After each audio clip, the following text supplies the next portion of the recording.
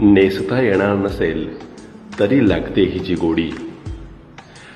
गर्दीत सुद्धा खुलून दिसते साधी सुधी साडी. साडी म्हणजे सुरक्षा, साडी म्हणजे माया, आपल्या आपल्या आभाळाची डोक्यावरती छाया.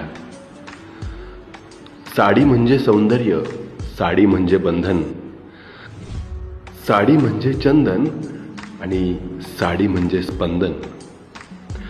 साडी म्हणजे नुसता कपडा नाही, साडी म्हणजे आदर, साडी म्हणजे आभाळ निळे, साडी म्हणजे सागर.